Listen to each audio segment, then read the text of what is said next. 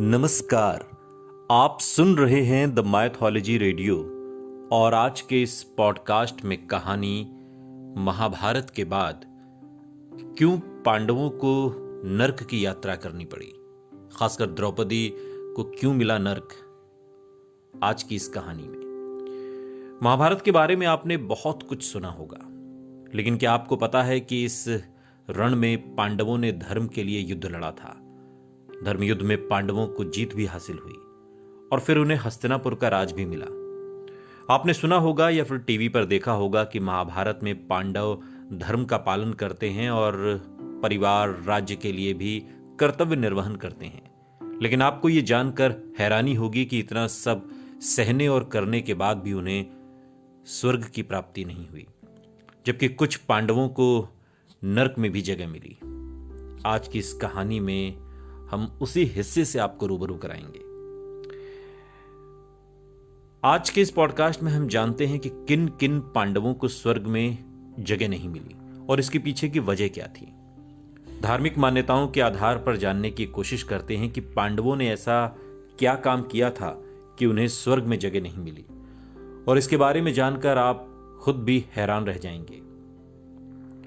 धार्मिक कहानियों के अनुसार 5 पांडव पुत्रों में युधिष्ठिर के अलावा सभी भाइयों को स्वर्ग की जगह नर्क नसीब हुआ।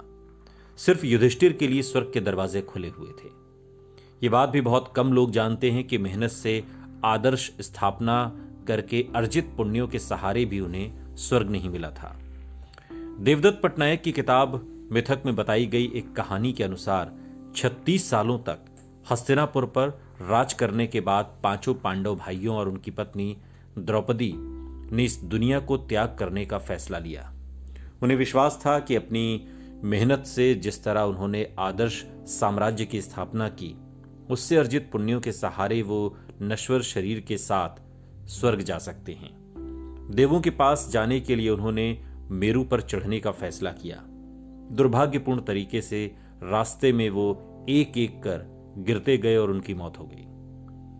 किताब में लिखा गया है कि सबसे पहले द्रौपदी की मौत हुई, क्योंकि वो अपने अन्य पतियों की तुलना में अर्जुन को अधिक प्यार करती थी।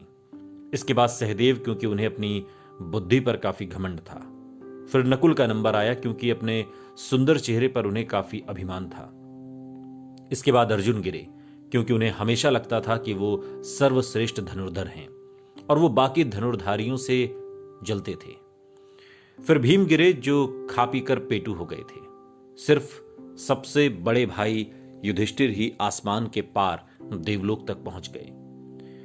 वहां वो ये देखकर काफी डर गए कि सारे कौरव तो मौजूद हैं, पर उनका एक भी भाई वहां पर नहीं है। उन्होंने यम से पूछा कि आखिर ऐसा क्यों है। यमराज ने जवाब दिया, क्योंकि कौरव योद्धा की तरह लड़ते हुए संग्राम में मारे गए और इससे उनके सारे कर्ज भी पीछे छूट गए। युधिष्ठिर ने पूछा कि उनके भाई और द्रौपदी कहां हैं। उन्हें धरती के भी नीचे एक अंधेरी और डरावनी जगह पर ले जाया गया। यम ने बताया कि ये नरक है। उन्होंने कहा कि वे लोग अपनी क्रियाओं के प्रतिक्रियाओं का अनुभव कर रहे हैं। युधिष्ठिर ने अपने सगे भाइयों और पत्नी को छोड़कर नरक से निकलने से इनकार कर दिया। यम मुस्कुराए और कहा कि ये अस्थाई है।